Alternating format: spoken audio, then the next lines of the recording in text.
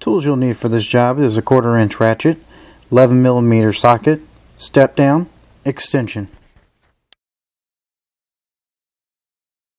Today I'm going to show you how to do a 2000 Lincoln LS brake light.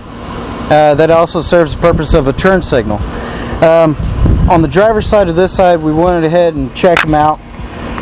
After we found out by a police officer that they were out, my dad actually had me to go stand behind like this and watch the brake light come on and off, and it was out.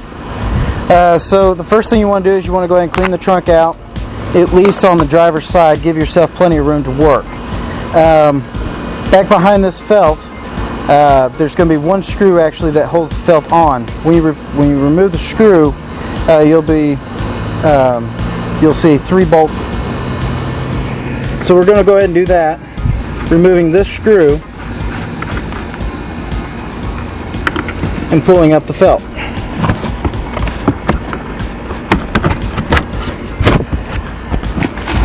Back behind the felt here, you'll see 3 bolts. 1, 2, and 3.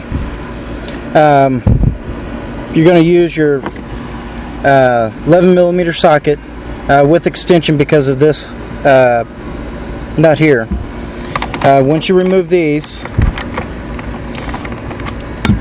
the light bulb or the light housing will actually pop right out.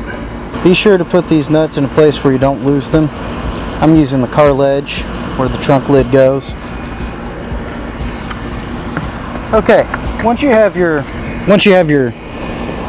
nuts taken off, light housing will just slip right out, and you'll have 3 wiring harnesses.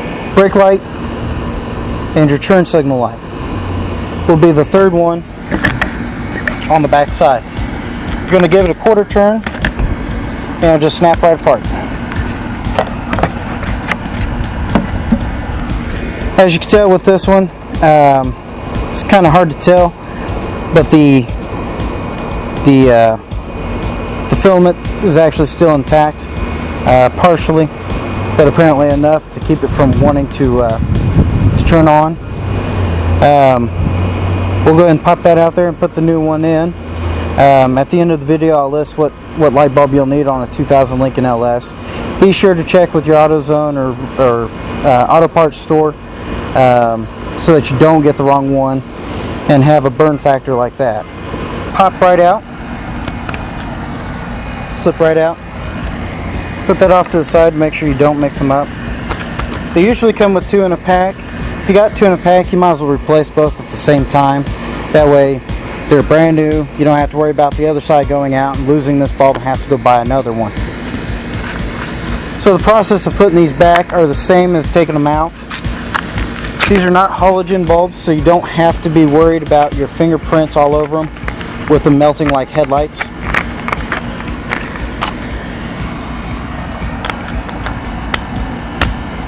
Once these are put in, you want to check those first before you put the whole thing back together, in case it's just a bad connector or whatever. So we're going to go ahead and put in the light bulb back into the housing. Be sure to use some of that light bulb grease. Keeps the connections connected. When you have a bulb where the wire's just touching the framing, the 2 connectors, the power can bounce and it can start to fry the actual head of the connector. So definitely use some light bulb grease. It doesn't take much, just enough to surround the bulb and give a good connection. So we're going to go ahead and put it back in. Same process as taking it out. You're going to put a 1/4 turn back on it. This here is actually the turn signal separate from the brake, and the bulb was actually good. As you can tell, it's still flashing. The connector didn't have any of that grease, so it was sitting there barely touching, and it started to melt the housing on the light. We've resolved that issue, and so we're going to put everything back together. These connectors only go in one way.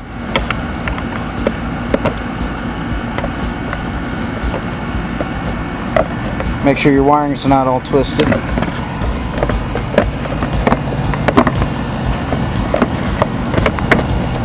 Housing will just slide right in.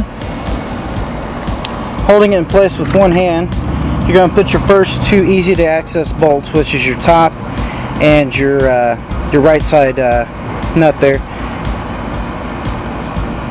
to keep it from falling out when you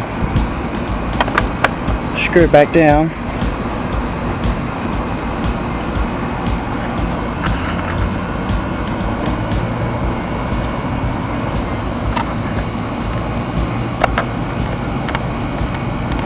If you have a hard time taking that third nut off, be sure to have something magnetic, like those little magnetic extensions, in case you drop one, because once it goes down in the frame, it's definitely going to be too hard for your hands to reach in there to grab it.